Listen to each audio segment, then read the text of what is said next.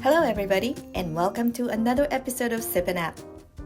Today, I'm excited to share one of my favorite and most nostalgic dishes from my childhood. Growing up in Japan, this chicken dish was often served at our school lunches, and it still brings back so many memories. Once you taste how good it is, it may very well become one of your favorite dishes too. So join me in the kitchen and I'll show you how to make it.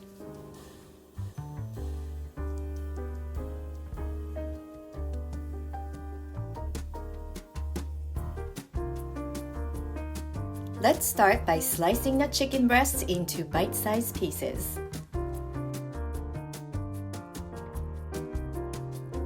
Using a very sharp knife, I like to cut them on an angle into 1/4-inch thick rounds, but you can cut them into strips, cubes, or whatever shape you prefer.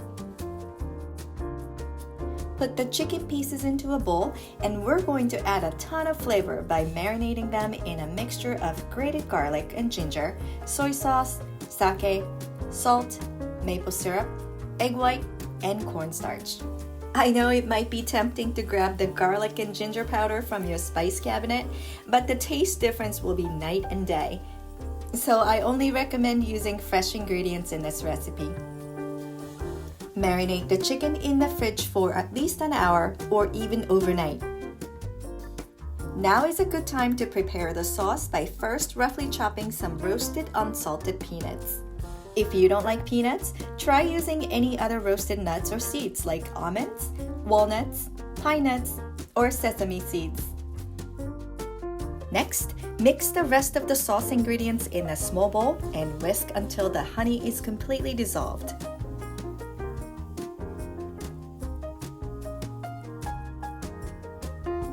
Heat this mixture in the pan over medium heat for 3 to 4 minutes until it thickens.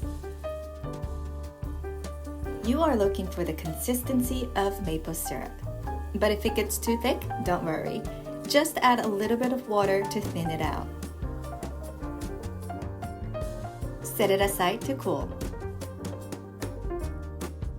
When you are ready to fry the chicken, heat the oil in the pot or pan over medium heat. I am using a very small pot, as you can see, so I don't have to waste a lot of oil.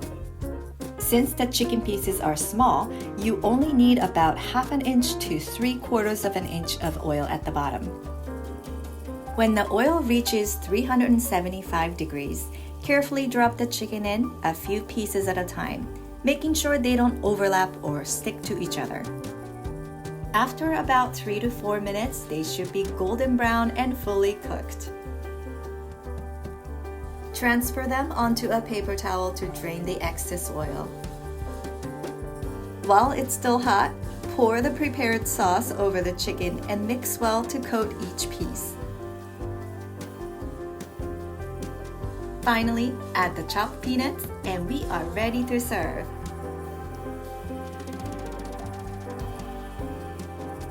Whether you pile them high or present them in individual bites, you and your guests will keep coming back for this sweet, savory, sticky, and crunchy treat.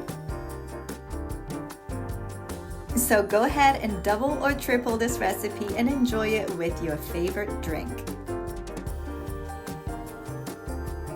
As for my personal sipping recommendation, I cannot think of anything better than a super cold glass of Japanese beer. But as I always say, you do you.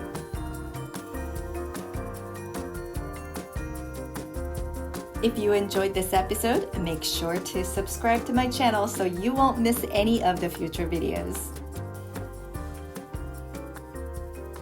Thanks for watching. Cheers!